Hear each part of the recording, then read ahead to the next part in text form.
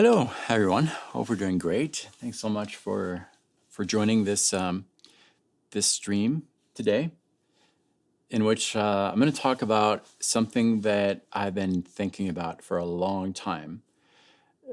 It's the way that we guitar player develop our musicality, improvisation today when we don't necessarily have access to a band. And I think you're going to like it. Stick to the end because I have a big announcement. Surprise, surprise. But if you've ever watched some of the streams before, you know that it's going to be worth your time. So stick around, please. Okay, I'm not going to make it very long. I have everything I need. I've got my notes here, got my coffee, my guitar right here. Everything I need is here. Okay.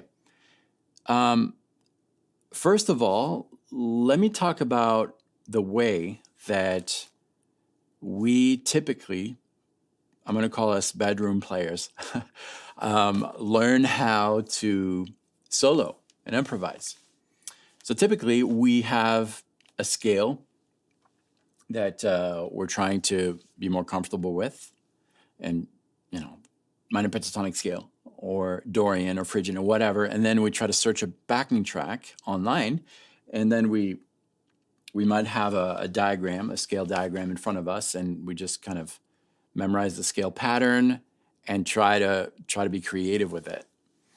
It takes a lot of concentration to do that, right? Because we have our guitar, we have maybe the scale in front of us, the backing track, and we're focusing on trying to hit the right notes while listening to the backing track, while trying to listen to what we're playing. And all those things it's almost like our brain is segmented into different areas of focus, right? So it's difficult. And not only that, but once you start being more comfortable with improv, the scale, you start realizing that those chords in the background that are playing, I've got an example here of a backing track. You start realizing that it's more than just following the scales, right? So first of all, you got to figure out if the backing track doesn't have the title of the scale in it, you've got to fish to find the scale. That's another problem, right? But here we're in B minor, so you got a B minor. And then you realize that, the chords in the back, if I could highlight those chords, that could be cool. But that's another thing you've got to concentrate on. And then sometimes backing tracks kind of throw a weird thing in there, like here. And then the scale, it doesn't work. Oh my gosh, they did it. A change of key, a modulation. So all those things kind of take your concentration away from the essential mission, which is to develop your musicality, right? It's kind of like a compartmented way of thinking, and you're not focusing on the essential.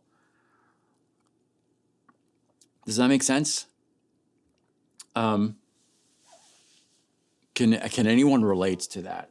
Because I can definitely relate in my life as a guitar player. Eventually, it gets a little better because your ear gets a little more refined, but there's still that element of surprise that could come in if they throw a weird chord in there. And that happens more often than not.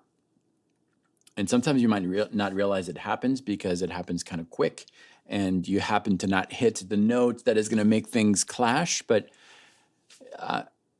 it happens sometimes enough that it's like really frustrating. And so you lose concentration and you've got to go back and try to realize what was that chord? Why did it do that? And again, it takes away from the focus of having to work on this. So I started to think about about all this and started to think about all those problems, which I listed down, which I mentioned here. I don't think I forgot anything, but yeah, and then you got to consider the rhythm and like all those things. All those things take away from really practicing improv. and musical development and thematic development. All those things are very distracting. And so I thought, could there be another way? And I started imagining a way that it would involve more, that would basically take away those problems that I mentioned so that our brain wouldn't have to do the work, but instead we could just focus on being musical and really making music with whatever scale we're working on. And I didn't have the answer for a long time. And an idea started to form in my mind a few years back. And I was starting to think, well, the process of developing improv involves our brain, the part of our brain that is thinking about all that, plus all the problems that I just mentioned, and our fingers, so a tactile thing, the hearing, the brain, the thinking, and the visual was there a little bit when you're looking at your fretboard, or maybe you're imagining the scale, or maybe you have the scale in front of you, so you have that visual element, but the visual wasn't completely involved in the process. And I don't know why I thought about that, the visual aspect. But then I thought, what if I could offload the thinking part and transfer all the thinking parts to the visual part, which is not really involved, so it has more capacity. Think of a computer, right? With different, if you know computers, different processors in there. And each processor has its assigned thing. What's happening when we're improvising here in this way that I mentioned is that the brain processor is supercharged, whereas the playing is not that involved. The visual is very little involvement and all that. So what if we could offset all the computing power that is in the brain processing thing, offset that to the visual? And I thought about it, and I think I came up with an idea that I wanted to run by you. What if that scale that you're thinking of can visually be seen, so you don't have to be thinking about it? And a lot of us do that, right? We might have a printout of the scale, so that's already there. But what if we could also have, in addition to that, an indication visually of the chord that is there? So you might say, well, yeah, I can write the chords on the sheet of paper. Yes, but you've got to think about when that chord is happening and follow along while you're playing. What if we could offset that so that you not only visually you see the chord that is being played, but you also see when it is being played visually? And what if you could also see that chord in relation to the scale? Because a scale is really the key, the main thing from which we're extracting all the chords. If a chord progression is in the same key, then all those chords are going to be found within the notes of that key. So what if there was a way to do that? What if there was a way to know what's coming next? And what if there was a way to solve this problem that I ran into when I was jamming here, where, all right, I'm getting comfortable with this. I'm in B minor, playing there, B minor, it's working.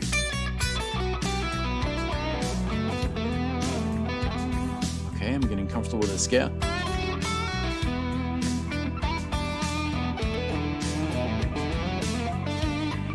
Okay, great. I'm starting to develop ideas. I still don't know the chords, but I can trust that the key is going to work there.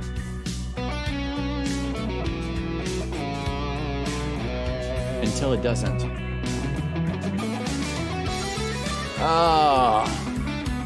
So what if there was a way visually to solve that too, so that you know before that thing happens? So I started to envision on a piece of paper. I'm going to show you that thing on the screen, actually. So I imagined something like this, some kind of player, a tool, that first it was on paper, and then I asked a friend to remap it. This is 4 years old. This thing, 4 years old.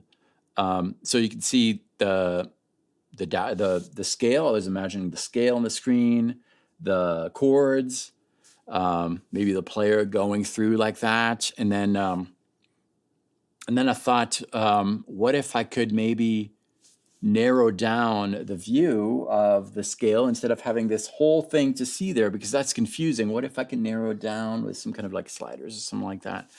And so that's kind of what I had in my mind. Again, this is like 4 years old. Started to think about it, and then recently we did some tests. When I say recently, this started a few months back. I asked my friend Gilles, French guy, very good friend. We started playing guitar together, pretty much. Started at the same time. We were, 15 or something, and in France, where I'm from. So, he's been a lifetime friend, and he is a developer, a guitar player, all that, visual artist, and all that stuff. So I asked him to try to do some tests, and we were able to implement the player of the backing track and sync it up into measures. So that's where we're at. And I think there's a potential to be able to do more things. That's what I thought about 5 months ago. I kept pushing. And then there was a breakthrough. G was able to show the chords as they were being played. And that was cool, but there was still this element of the fretboard. So I thought long and hard about all this. How can we do this? How can we? And then new ideas came and all of that, and we have it. So I pre-recorded a short presentation here to show you what we came up with. It's taking care of all those problems that are in your mind, so that it offsets your mind, the brain processing thing, into the visual. And it was just a theory at first, but the good thing is that Gina and I are guitar players, so we could test this out and see if it really does work, if it really does the work of offsetting this. And man, it's pretty special. Let me show you what we've been working on in the background. It's pre-recorded video. Check it out. So here it is. Here is the interface. We made it super clean, super easy to use. And in a nutshell, this right here is the way we're going to offload all the computing power in your brain so that visually you're going to be able to see all that, and your brain is not going to have to worry about any of it. All you have to worry about is playing and being musical. So we'll start from top to bottom, and I'll show you all the different options. So very simple and self-explanatory, but you can open a track of your choice. So we're still adding those, but eventually you'll have over 250, and we're going to add more tracks. So there's a lot of tracks here. You can search a track by name if you know the name of a track you're looking for, or you can filter them by keys. So here I'm showing all the Dorian backing tracks. Here are all the Lydian ones. More filters are going to be added. And once you have a track you like, you just open it. So right now I've got this track opened up, Aeolian Modulation. Oh, one more thing about the name of the tracks. We made it easy for you to quickly see what you're going to work on. So the naming convention is basically you have the name of the track. So here it's called Aeolian Modulation. This one is called Soul Searching. Then after that, you've got the style. So this is a ballad. If we go back to the track we're going to work on, this is also a ballad. You got some fusion, some rock, some blues, some all kinds of stuff. And then you have the scales involved. So here, this track has two, B Aeolian and C sharp Aeolian. And finally, we have the tempo here. So that's the track we're going to work with. You can download the track, of course, on your computer. Then you've got the play options. Typical, go back to the beginning, rewind, and so forth, play. There's shortcuts too, just spacebar will play. We have a loop option here. So the loop allows you to select any amount of measures from 1 to the whole thing if you want, but if you grab, and it can work anywhere you want, right, in the track. So if you want to work on this transition from A to B, just click the loop and then play either here or spacebar, and that's going to loop these 2 tracks. Here's B, here's A, and B. So visually you can see that on the screen, right? Now, I told you that, yes, you can see the whole scale in front of you right here. Now we're in C sharp Aeolian. But what about these chords? What if you want to see what these chords look like on the fretboard? Well, there's this option right here, follow chords. That's going to highlight on top of the scale that you're using. It's going to color code the notes involved in whatever chord you're on. Here we're in an A major. The red note represents the root of that A major. The next bar is going to be B major, so same thing. The notes of the chord are highlighted, allowing you in real time to see the notes of the chords. So why is that useful? Well, it's useful because if you want to start improvising and land on the notes of the chord and highlight those chords, which is a great way to sounding melodic automatically, you could just do that. So I just grabbed my guitar here. You can play all the notes that appear on the screen, but if you land on one of these notes there, that's going to be super melodic. So I'll give that a try.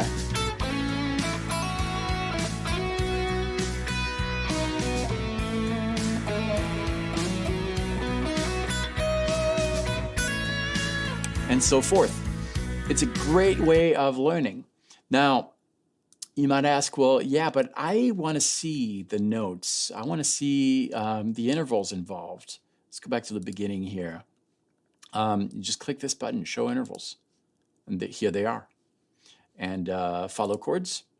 Now you just see the intervals involved in the chord because visually it's less cluttered and it makes more sense. I want to land on the 5th. There you go. Why the 5th? Because that 5th is in relation to the chord here that I'm playing over. So you've got different options like that. I'm going to keep it super clean. I'm not going to show intervals. And I'm going to decide to show the chords. And I'm just going to start jamming until I'm going to disable this loop here. I'm going to jam from the beginning, and visually I can see everything happening there. It's amazing. It does something to your brain that is so freeing.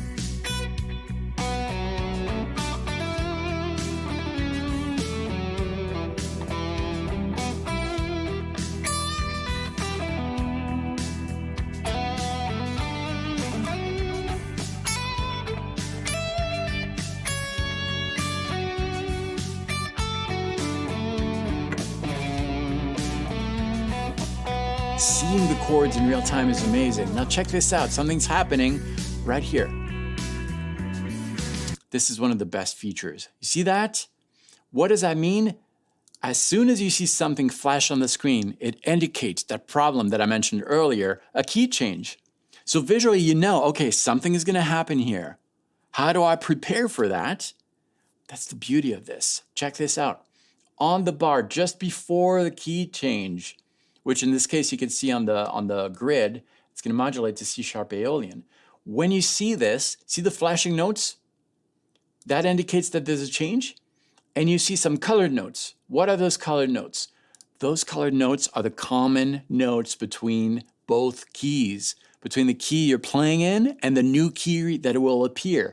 It's a very intuitive way of modulating. Just focus on whatever scale you're on. In this case, we're in B Aeolian. Focus on playing on that. And as soon as you see the flash going on, try to finish your phrase or this bar, try to finish it on one of the colored notes. And stay on that colored note as you're transitioning to the new key. And it's going to allow you to readjust to the new scale. Those are safe notes. The flashing notes are safe notes. So I'm going to try this for you, and we'll see what happens. I'm going to create a simple loop. I'm going to start here. We're in B Aeolian, 2 bars of B minor, and then we're going to go to that C sharp minor, which is the new key. I'm going to select my loop option, and we're just going to play this. I'm going to follow the chords too, okay? back to B minor. Here's that modulation. Let's call it notes. And I'm going to tell you what I'm going to do. I'm going to start improvising, and eventually I'm going to focus on landing here on this note right here, okay? So this is what I'm looking at on my fretboard. By the way, if this is a little too overwhelming because there are too many notes, let's make that easy. Let's focus on this area of the fretboard. Check this out. You got two sliding things here on the right and left. You can select whichever zone of the fretboard you want to improvise on, so it's less overwhelming. So I'm going to decide to go from here to here. So now I'm going to improvise just with this segment of the fretboard, and I'm going to focus on landing on this note and staying there for the whole thing and readjust to the new key. Let's try it. So I've got to readjust here. So I'm basically playing between frets 7 and 8. Let's try it.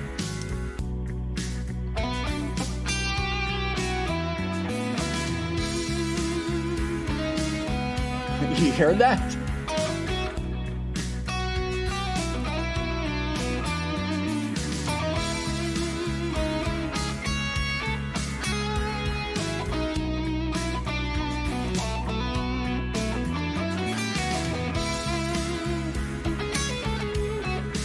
It's amazing. The feeling you get when you're using this tool, the feeling of freedom, because your brain is supercharged with anything that that is cluttering its mind. Everything is on the screen is truly amazing. I'm not just saying this. I'm extremely excited about this tool.